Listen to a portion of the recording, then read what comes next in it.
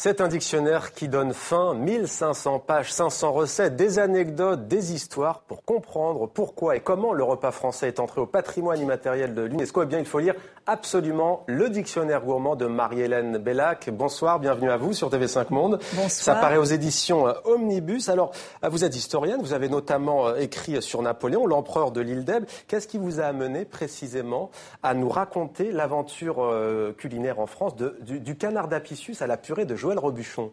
Alors, ce qui m'y a amené, d'abord, c'est sans doute ma propre gourmandise et une longue tradition familiale de cuisine.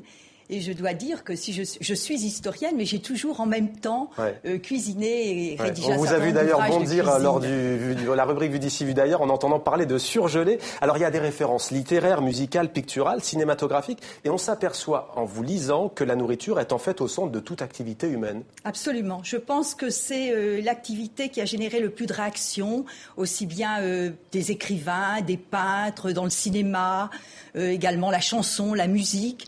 Et c'est à la recherche de toutes ces traces que je suis partie, en même temps qu'à celle de l'histoire de ce qui est dans notre assiette, de la façon dont les produits sont arrivés, dont les plats ont évolué. Alors justement, prenons le camembert par exemple, puisqu'aujourd'hui, 14 juillet, vous le savez, c'est une fête nationale en France qui est placée sous le signe des commémorations de la Grande Guerre, de la Première Guerre mondiale. Le camembert doit sa percée dans notre assiette, si l'on peut dire en France, en raison de cette guerre. Expliquez-nous. Absolument. Le camembert, la Grande Guerre a joué un rôle essentiel dans la diffusion du camembert.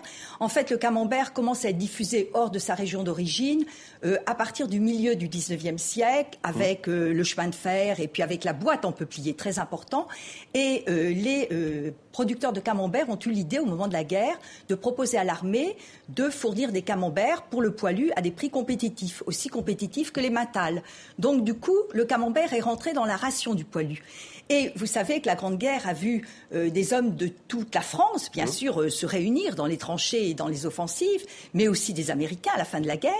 Et le camembert est devenu très connu. Après la guerre, tout le monde en a réclamé.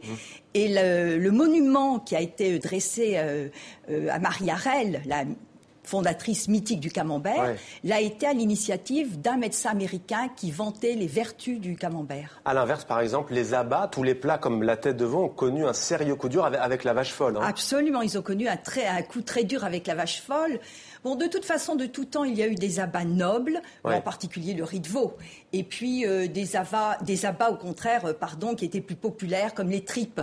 Et il y a eu ce coup dur de la vache folle, mais depuis, il y a une certaine réhabilitation des abats, soit dans la cuisine bistrot, avec le rognon, le foie de veau, soit dans la cuisine des grands chefs, avec le riz de veau.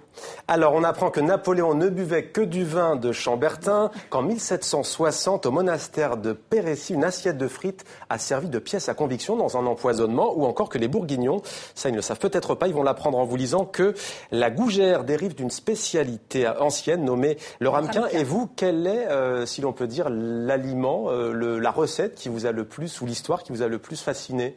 Dans celle que j'ai trouvée ce qui m'a fasciné sont aussi des évolutions. Par exemple, je pense à la blanquette de veau. La première blanquette de veau, 17e siècle, faite avec un reste de veau froide. Et puis ensuite, on arrive à la recette traditionnelle avec une liaison à la farine. Et puis, depuis, les grands chefs proposent une blanquette de veau allégée avec une liaison qui est faite avec des légumes blancs. Mais il y a tant de recettes, je ne peux pas dire. Bien entendu. Et il y a aussi tout un passage sur les épices. Alors avant, quand il n'y avait pas le poivre, on utilisait les pétales de capucine. Qu'a changé l'ouverture au monde, notamment la venue de produits d'Orient dans la façon de se nourrir en France? Alors en fait, les épices ont été utilisées très largement par la cuisine médiévale. Certaines épices. Et puis, par exemple, le poivre a pratiquement disparu au XIVe siècle. On lui préférait la graine de paradis qui venait d'Afrique occidentale. Et puis, au XVIe siècle, en fait, on a vu un recul de certaines épices. Ou bien, par exemple, la cannelle est partie vers le dessert. Mais le poivre est revenu en force au XVIIe siècle, au point qu'aujourd'hui, il n'y a guère de recette où il n'y ait pas automatiquement sel et poivre. Alors, le repas français, c'est l'intitulé, fait partie du patrimoine immatériel de l'humanité, de l'UNESCO. On découvre avec vous, c'est une fabrication, un concept très récent. Vous avez cité plusieurs fois le 19e siècle.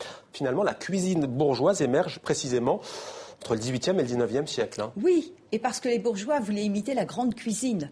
Donc on leur a proposé d'abord une cuisine simplifiée avec des produits moins luxueux. Mais pour parler de ce repas gastronomique des Français, ce qui est intéressant, c'est que l'UNESCO a voulu classer non pas seulement une gastronomie, mais aussi tout un rituel du repas et toute la convivialité qui l'accompagne. Et ça, je pense que c'est très intéressant. Tout repas doit être un moment de plaisir. À l'heure où tout va très vite dans les familles. Merci à vous, Marie-Hélène Bellac, dictionnaire gourmand du canard d'Apicius à la purée de Joël Robuchon, édition Omnibus. Merci beaucoup, ça donne envie. Merci à vous.